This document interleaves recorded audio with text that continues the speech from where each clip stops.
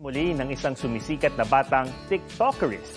Double cuteness kasi ang hatid niya at ng kanyang partner na isang sisiw. Usuan na yan sa report ni Oscar Oida.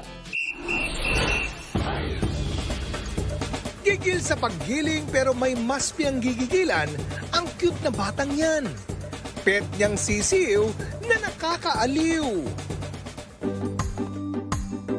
Siya ang 4 na taong gulang na si Jaden Enriquez, certified chikiting dahil mahilig sa chicks.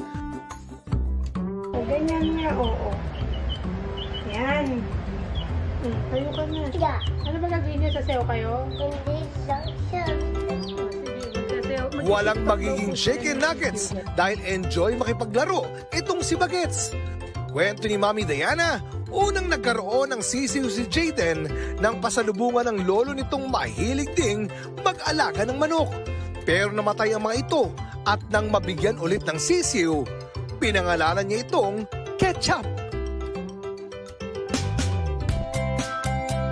Ang entry nila sa TikTok trend, halos 6 million views na. Pati ilang netizens may daily request, update sa sisiw serye. Busy nga daw si Jaden dahil sa kanyang pag-check sa chick.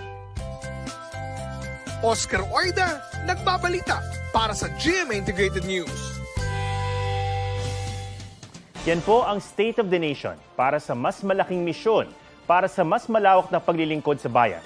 Sa ngalan ni Maki Pulido, ako si Atom Araulio mula sa GMA Integrated News, ang News Authority ng Pilipino.